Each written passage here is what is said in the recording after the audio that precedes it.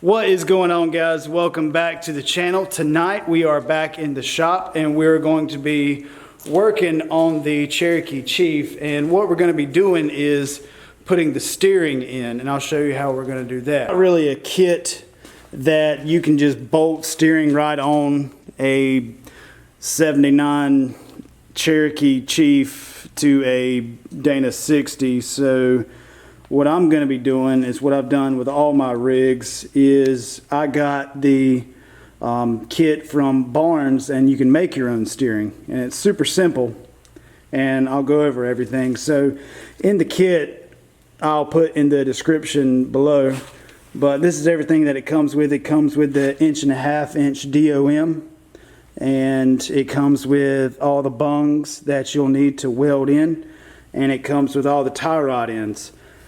A lot of people run heim joints and stuff, but I like to use tie rod ends on vehicles. I run a lot on the road and everything. I have ran heim joints in the past on rigs that I daily drove, and it's just personal preference that I use these tie rod ends. So how these work is one of these is left hand thread and the other is right hand thread. That way you can adjust and you can very easily do an alignment on here.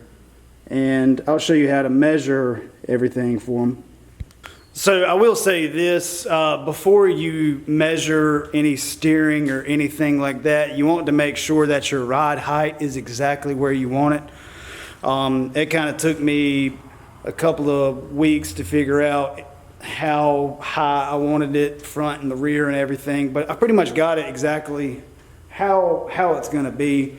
I did get my caster on the axle exactly where I want it, my pinion angle, all of that. So steering is pretty much like the last thing that you want to do, because you don't want to, weld your steering on and then, well, I need to go up an inch or two in the front, and then, your steering can't adjust that far out, and then you have to put all new steering on. So definitely get it where you want it before you put the steering on. So I do have the Jeep on its own weight right now. I do have the arms up, but there's no weight. There's no weight or anything on them. So you could technically line this front tire up, perfectly straight with the axle, and then line this one straight perfectly. But I'm going to do something that's just a little more precise. I'm actually going to pick the Jeep up, take the tires off, set the axle back down on jack stands, and do an alignment that way I get a perfect alignment as soon as I make my steering arms, and I'll show you how I'll do that. Alright, so I got the tires off of the Cherokee, and I have it sitting on its own weight with jack stands. There's no weight on the lift, and it is kind of a lot easier with a lift, but you can do this in your driveway. So what I'm going to be doing is I'm going to be using these alignment tools from Bleepinjeep. These things are worth their weight in gold. So how they work is they have several different adjustments, and it even has some little cheat notes on there too. But what you do is you put these on the bottom two of your lug studs, and take some lug nuts and you run those on.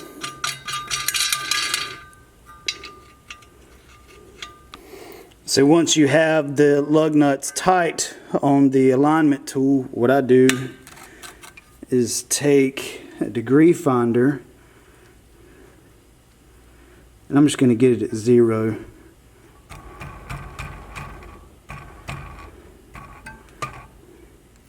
Alright, I'll do the same thing on the other side.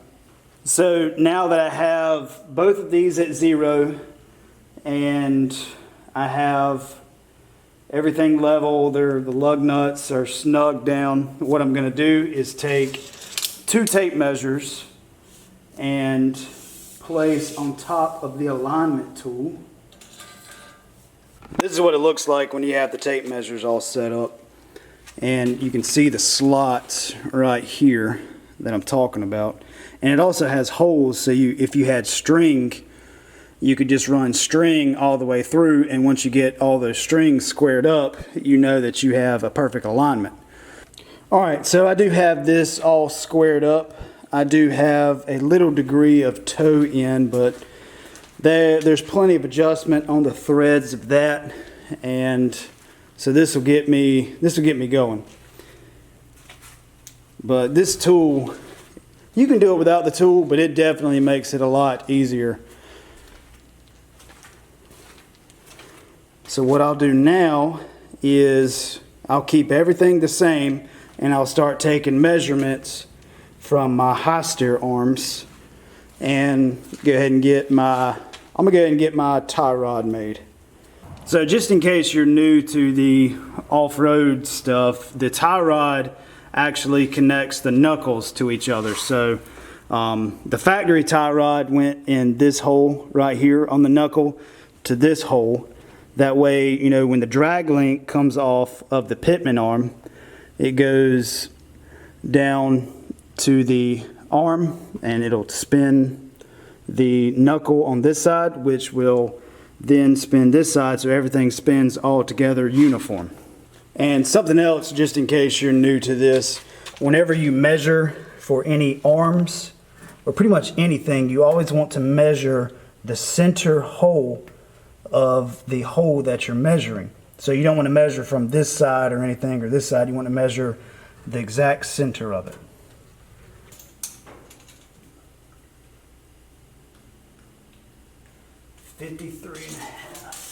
All right, so I got 53.5 from center hole to center hole on my high steer arms.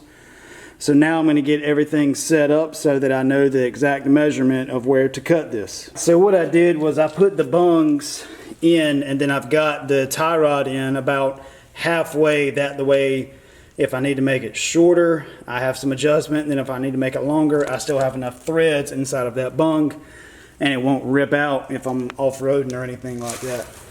So what I've done, I have got the center of this tie rod, the tie rod in, I have it at 53.5. And so then now I'll scoot down here, and I have this one also halfway adjusted in, and I have it lined up with the 0 mark.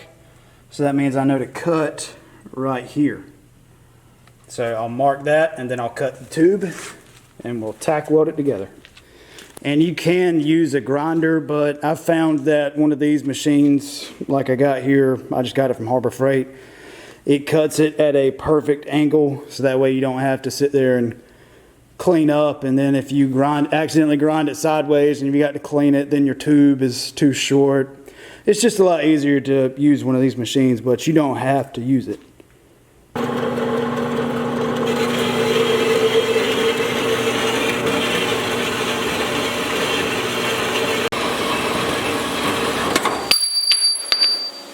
I did move this over, and now what I'm going to do is just take a round file and just go on the inside.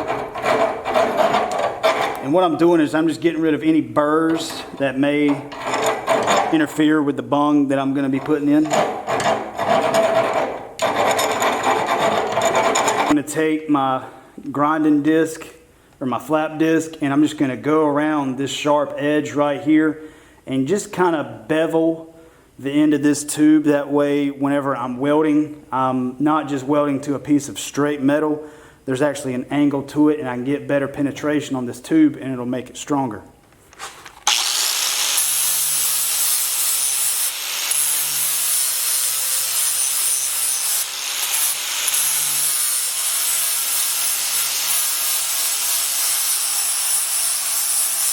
The tube beveled just a little bit. I'm going to go ahead and tack on this side, tack on this side, and then inch weld, let it cool completely, and then start on the opposite side, and then come back to this one. And I've just had the best results doing it that way.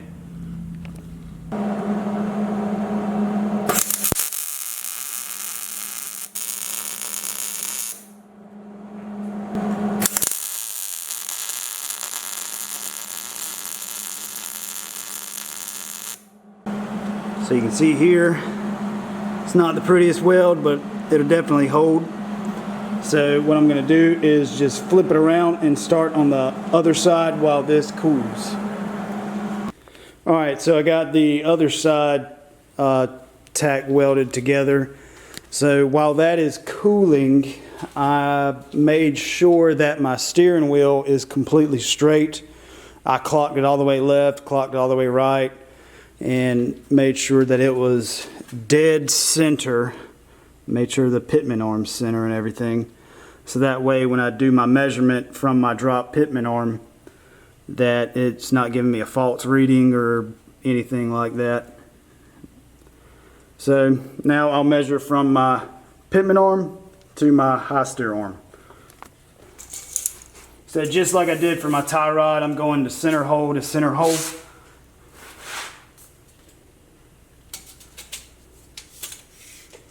And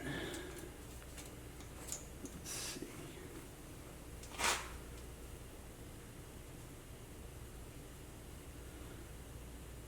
I got 36 and a half. Y'all remember that. 36 and a half. Alright, so just like I did the tie rod, I've got this at 36 and a half. And now what I'm going to do is we're going to look at where this tape measure ends up, and I'm going to line up. The good center point is the Zerk fitting hole.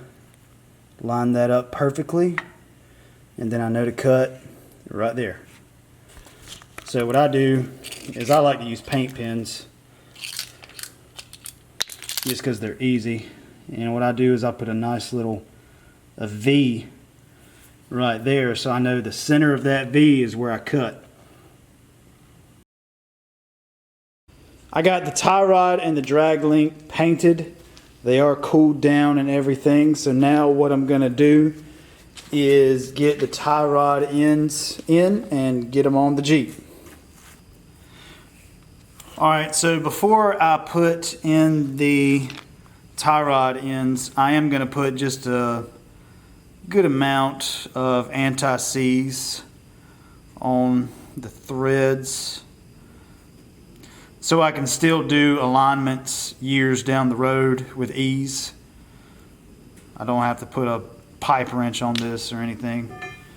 This one is a left hand thread.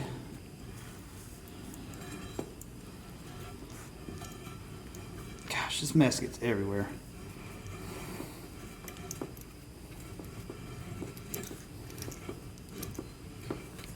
Alright, so I'm going to go ahead and get all these in, get them anti-seized up. And what I'm going to do is when I get them pretty close, I'm going to, throw a tape measure on them and get them at my exact measurements. Alright, so got them all in, got anti-seize over everything. Now I'll put them on the Jeep. Feed this through right here.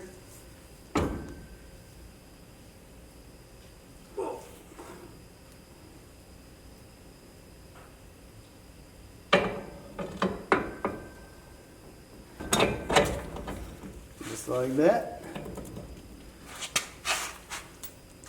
Get the nut on. Now I'm going to do the same thing for the drag link. Go ahead and feed it up inside of the pitman arm here. Whoops. Go ahead and get my nut on. That way it don't fall in my lap. Then go ahead and put it in the high steer arm. Just like that.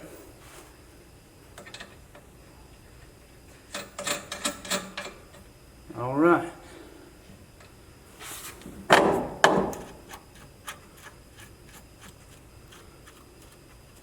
Sweet. So I don't have any of the nuts torqued down just yet, but you can see everything is looking perfect. So I've got plenty of clearance right here. between the leaf spring. Everything's looking good. All right. So I guess I'll put the tires on it and put it back on its own weight.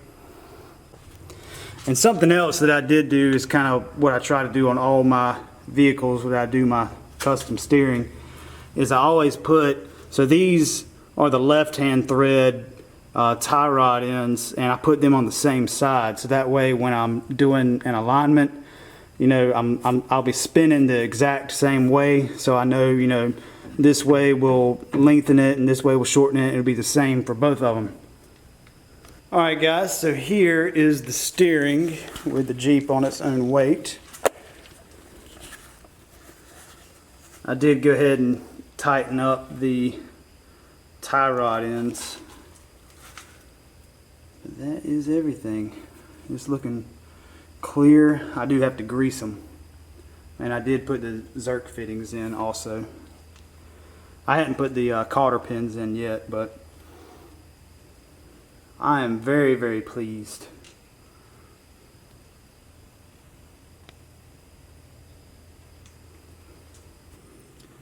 And something that I really like about this high steer setup is look how much higher the tie rod is now than where it would be from the factory. That is a huge amount of clearance that I'm going to have. So definitely not worried about hitting those arms on rocks or anything like that.